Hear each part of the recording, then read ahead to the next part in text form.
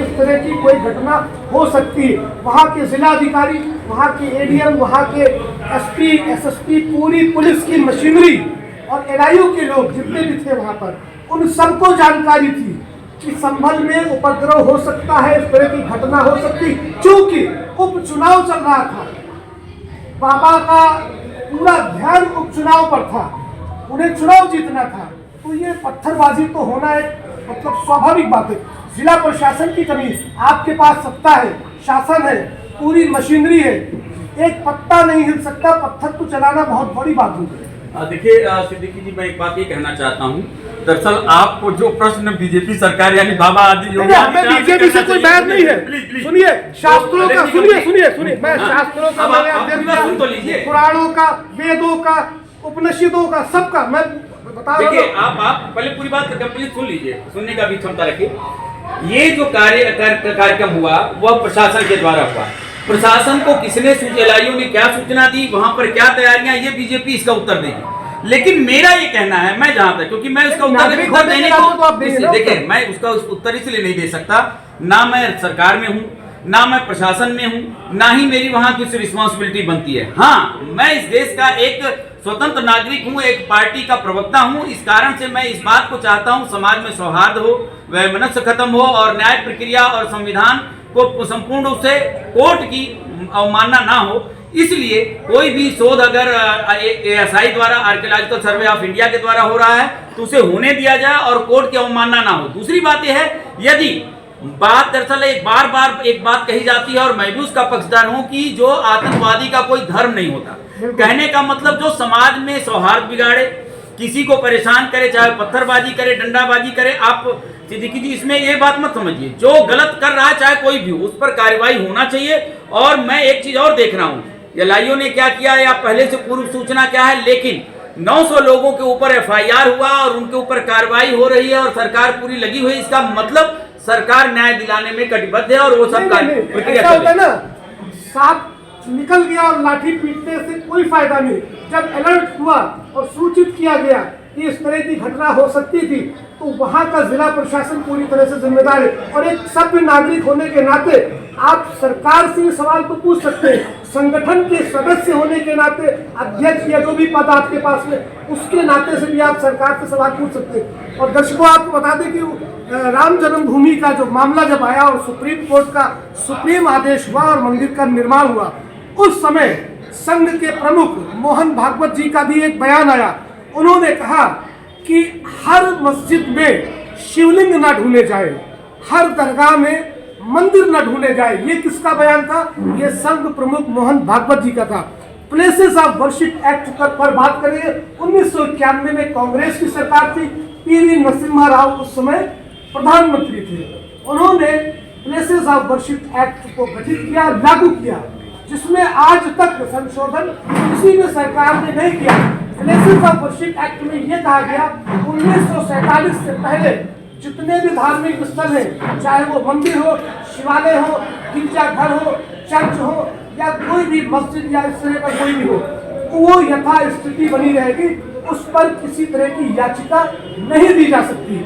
उसके बावजूद लगातार ऐसी याचिकाएं आ रही है। अजमेर में आप देख लीजिए, जहां पर सबसे ज्यादा प्रतिशत अगर है तो हमारे हिंदू भाइयों का है जो मत्था टेकने वहां जाते हैं, प्रधानमंत्री वहां पर चादर भेजते हैं, उसके बाद उसकी जांच के लिए याचिका दी और अभी कल 2.5 दिन का झोपड़ा जहां पर वो बना है उस पर भी याचिका।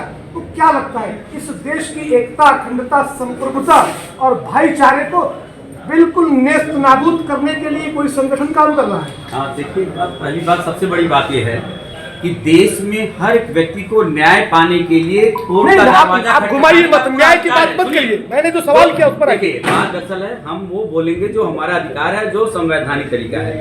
देश में प्रत्येक व्यक्ति को यदि न्याय चाहिए तो कोर्ट का दरवाजा खटखटा सकता है। और आपके अनुसार, चाहे वो अजमेर शरीफ हो, चाहे वो काशी विश्वनाथ हो, चाहे वो संभल हो, इसमें सब जगह, और हमारे अध्यक्ष, राष्ट्रीय अध्यक्ष ऋषि त्रिवेदी जी, अखिल भारत हिंदू महासभा त्रिदंडी के लक्ष्मण टीलिया के ऊपर भी उन्होंने कोर्ट में याचिका दायर की। हमने कहीं पत्थरबाजी नहीं की, कहीं किसी का सर नहीं फोड़ा, क्योंकि हर एक व्यक्ति को, यदि किसी को इस देश में लगता है कि कोई चीज अन्यायपूर्वक तरीके से है, तो उसके लिए कोर्ट का दरवाजा खटखटाना ये पूर्णतः न्यायिक प्रक्रिया है और पूर्णतः सौहार्द और प्रेम को बनाकर चलने का प्रक्रिया। दूसरी बात, एक मिनट और, दूसरी बात, आपने ये जो कहा कि 1991 धर्म वर्शिप एक्ट जो बनाया, मैं पूजा स्थल कानून बनाया, एक बात मैं बता दूं, 1947 के देश के आजाद होने के पश्चात कांग्रेस के जितने भी प्रधानमंत्री रहे, चाहे नेहरू जी रहे, चाहे इंदिरा, प्लीज पर उसी मैटर पे आ रहे हैं, चाहे इंदिरा गांधी हो, चाहे राजीव गांधी हो, चाहे कोई भी हो, सबने संविधान में, किसी ने 16, किसी ने 9, किसी ने 13, किसी ने 7,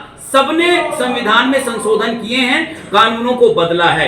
और जब आज जो वर्तमान सरकार, उसको इस बात के लिए आवश्यकता पड़ रही है और वर्तमान सरकार भी इस बात के लिए स्वतंत्र है और उसके लिए राज्यसभा में और लोकसभा में जितने बहुमत हैं, उस आधार पर वो भी अपना कार्य कर रही है, ये राज्यसभा की और सरकारों का काम है। लेकिन मेरा ये कहना है इसमें कि कोई भी चीज हो, किसी ने किसी कालखंड में कोई भी अन्यायपूर्वक कृत्य किया हो, यदि मान लिया आपको किसी ने कभी आपके ऊपर प्रताड़ना की है और आज आप न्याय पाने के अगर स्थिति में हैं, तो आप भी न्याय पाना चाहेंगे, चाहे आप कहीं से भी। आपकी बात ठीक है, तो इसीलिए आज हिंदू समाज जागृत हुआ है। प्लेसेस ऑफ वर्शिप एक्ट पर आते हैं, आपने कहा कि कांग्रेस की देन है इस तरह का जो कानून वो लेकर आई। 2014 से अब तक इस देश के लगभग सभी राज्यों में, कुछ राज्यों को छोड़ दिया जाए, भारतीय जनता पार्टी और उनके घटक दलों की सरकारें और केंद्र में मोदी सरकार है या एनडीए सरकार है, तो क्यों नहीं 2014 से अब तक प्लेसेस ऑफ वर्शिप एक्ट में बदलाव किया गया?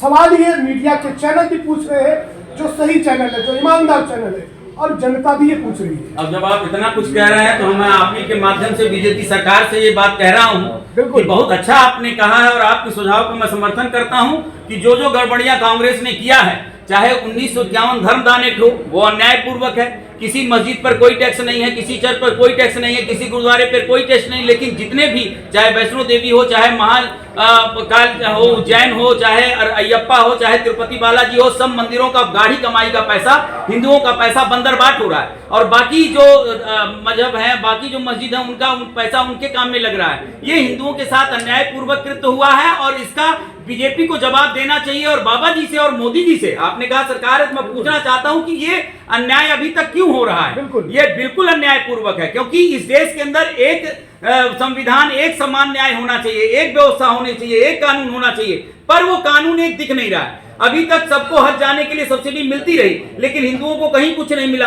एक व्यक्ति 4 शादी कर सकता है, एक करके तो दिक्कत में है, एक व्यक्ति हम दो हमारे दो और एक दो हम दो हमारे 40। तो कहने का तात्पर्य ये चीजें मन के अंदर दुख पैदा करती हैं। सबके लिए एक कानून होना चाहिए और मैं आपका बहुत समर्थन करता हूं। आपने मेरे सोए हुए उस चीज को जगा दिया कि वास्तव में जो अन्याय हुआ है अब बीजेपी को करना चाहिए और मैं बाबा जी से मांग करता हूं, मोदी जी से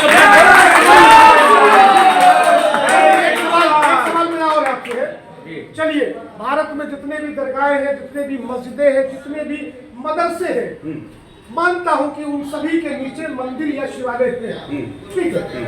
आजादी से पहले भारत में जितने भी गिरजाघर हैं, जितने भी चर्च, गुरुद्वारे हैं, जितने अन्य धर्मों के जो पवित्र स्थान हैं, उनके नीचे आज तक शिवलिंग और किसी मंदिर को क्यों नहीं ढूंढा गया? एक सलीम जी, एक मैं बहुत गजब बात बता दूं, मैं, आप सलीम जी हैं और आप इतराम से शकील सिद्दीकी जी, एक बहुत गजब बात है। मैं जाकिर नायक को सुनता हूं, अभी पीछे जाकिर नायक ने एक बात कहा, इस्लाम में कब्र को, पक्की कब्रों को कभी भी मान्यता नहीं दी गई, बिल्कुल नहीं है। इवन की हमारे जो आपके पूज्य हैं मोहम्मद साहब की कब्र का अभी पक्का उल्लेख कहीं नहीं मिलता, क्योंकि इस्लाम के अनुसार कब्रें कच्ची होनी चाहिए, उसको पक्की नहीं करना चाहिए और कुछ दिन बाद वो उसका उल्लेख खत्म हो जाए, जिससे आने वाले और लोगों को जगह मिल सके। तो अब ये जितनी मजारें हैं, अकॉर्डिंग टू इस्लाम, ये सारी मजारें अवैध हैं जाकिर नायक के अनुसार, इस्लामिक स्कॉलर्स के द्वारा। तो कहने का तात्पर्य सरकार को ये न्याय करना चाहिए और ये जो अवैध रूप से, ये पहली बात यह है कि जीवित मनुष्य को जगह मिले नहीं और मरे हुए व्यक्ति कहीं फ्लाईओवर तक पे बने हुए हैं, स्टेशन पे बने हुए हैं। बाबा, मेरी बात को आपने घुमा दिया। मैंने जो सवाल किया, उस पर भी मैं आ रहा हूँ और आपने मांग किया कि सरकार जो है अभी तक जो मंदिरों की खोज जो जहां थी उसको क्यों नहीं किया। वास्तव में जो गलतियां कर चुके हैं बाबा जी से और मोदी जी से, कि आपको इसीलिए सरकार दी गई है कि आप सनातन के हित में कार्य करें। देखिए 1947 में इस देश का विभाजन हुआ जाति धर्म के नाम पे, मुस्लिम लोगों को पाकिस्तान और बांग्लादेश मिला और न्याय संगत ये भारत हिंदू राष्ट्र होना चाहिए। कांग्रेस ने हम लोगों के साथ छल किया और इसको सेकुलर बना दिया और इंदिरा गांधी ने संविधान में बलात् संशोधन करके और दादागिरी करके इमरजेंसी लागू करके और सब पर पांव रखकर सबकी अस्मिता को और सबके संविधान के हितों को कुचल कर ये काम किया। अब बीजेपी को जवाब देना पड़ेगा कि वो सरकार में क्या लड्डू खाने आए हैं या फिर बीजेपी को जवाब देना पड़ेगा। बीजेपी को देश की जनता ने सत्ता दी है, 80-20 का पूरा इंसाफ किया है, लेकिन उसके बाद भारतीय जनता पार्टी के नेता एयर कंडीशन चैम्बरों में बैठकर वोटों की राजनीति कर रहे। बाबा का समर्थन होना चाहिए। एको ब्रह्मा द्वितीयम नास्ति, ये वेद में कहा गया। मेरा सवाल सुनिएगा, एको ब्रह्मा द्वितीयम नास्ति, यानी कि सिर्फ एक ही ब्रह्मा, एक ही ईश्वर की पूजा होनी चाहिए, दूसरे की नहीं। मूर्ति पूजा वेदों के हिसाब से मना की गई है, तो फिर ये तमाम जो मंदिर बनाए गए हैं इनमें मूर्ति रखकर पूजा क्यों की जाती है? देखिए सिद्दीकी जी, आपने बहुत अच्छा बात किया और मैं आपकी बात का समर्थन करता हूं कि हमारे वेद कहते हैं एको ब्रह्म द्वितीयो नास्ति, एक ही ब्रह्म है।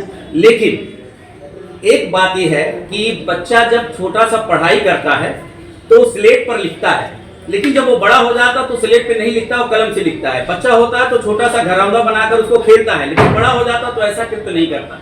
सनातन धर्म की ये मान्यता है, ये भी सभी सनातनियों को सुन के शायद बड़ी बहुत विचित्र लगेगा। प्लीज मैं आपको बताऊं कि सनातन धर्म में मूर्ति पूजा का विधान कहीं नहीं किया गया है। सिर्फ पार्थिव शिवलिंग का भगवान श्री राम ने लंका विजय से पहले समुद्र के इस पार पार्थिव शिवलिंग किया और उस पर वेद मंत्रों से अभिषेक किया।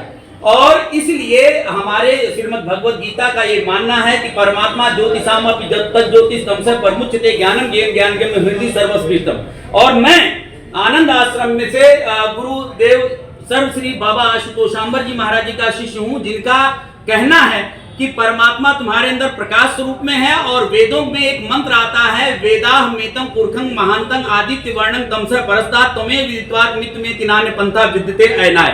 अविद्या रूप अंधकार से अतीत सूर्य की भांति उस परम पुरुष को मैं जानता हूं जो प्रकाश स्वरूप में हमारे हृदय में है और जिसे जानकर मनुष्य जन्म और मृत्यु के चक्र का उल्लंघन कर जाता है। और मोहम्मद साहब ने कुरान में भी कहा कि अल्लाह ताला मोमिन के हृदय में नूरों के भी नूर के शकल में है और उसे जानने के लिए कामिल मुर्शद वाजिब है। आपको बता दूं आपके अनुसार कि उसी को राम कहा गया। और जब कोई व्यक्ति हज करने जाता है तो उसके पीठ पर जो वस्त्र होता है उस पर अहराम लिखा होता है। अगर अरबी में देखा जाए तो उसको श्री कहते हैं और राम, अहराम मतलब श्री राम होता है। और कुरान में एक शब्द आया है जल जलाले वल इकराम, जब संकट की घड़ी में एक ही मददगार है श्री राम। इसीलिए हम एक महीना साल भर में रमजान रखते हैं और रमजान का मतलब है राम को जान। ये राम को जानने का समय है, लेकिन उन चीजों को भूमि कर दिया गया। मोहम्मद साहब का ये कहना था कि मूर्ति पूजा को खत्म करके एक ब्रह्म को मानो, और वेद भी यही कहते हैं एक ही ब्रह्म द्वितीयो नास्ति। लेकिन समाज में बहुत सारी भ्रांतियां फैल जाती हैं। लेकिन अगर हम सनातन धर्म के जितने महापुरुष हैं, चाहे वो आदि शंकराचार्य जी महाराज जी हों, चाहे महात्मा बुद्ध हों, चाहे वो कबीरदास जी हों, सबने बाद में एक ही बात कहा कि परमात्मा प्रकाश स्वरूप है। स्वयं भगवान श्री कृष्ण ने ये बात कहा है, प्रकाश स्वरूप में परमात्मा है और उसके लिए गुरु पाना जरूरी है। और चौथे अध्याय के 34वें श्लोक में भगवान ने कहा तद विद्धि प्रणिपातेन परिप्रश्नेन सेवया उपदेक्षन्ति ते ज्ञानम ज्ञानिनः तत्त्वदर्शिनः। तो इसलिए सबसे बड़ी बात है, अगर आपने जो बात कहा सिद्दीकी जी, यदि उस सत्य को लोग जान जाएं तो ये जितने झगड़े समाप्त हो जाएं। मैं तो ये कहता हूँ कि दर्शकों से भी कहता हूँ कि हमारे तमाम हिंदू भाइयों को स्कंद पुराण पढ़ना चाहिए। और साथ में इस वीडियो को बड़ा हो रहा है, अंत करूंगा। मैं पढ़ूं मंदिर में नमाज, तुम आओ मस्जिद में अर्चना करो। यही हमारा देश है, यही हमारी संस्कृति है, हिंदू मुस्लिम भाईचारा है। और इस भाईचारे को राजनीति के लोभी, जो सत्ता के लोभी हैं, उन्होंने इस देश को मैला करने का काम किया है। और जो आज देश की दशा और दिशा है उसका यही परिणाम है। हम सब एक साथ मिलकर एक देश के निवासी हैं, सनातनी हैं, और सनातन का पहला धर्म है मानवता। फिलहाल के लिए इस वीडियो को यहीं पर विराम देता हूं। देखते रहिए न्यूज़।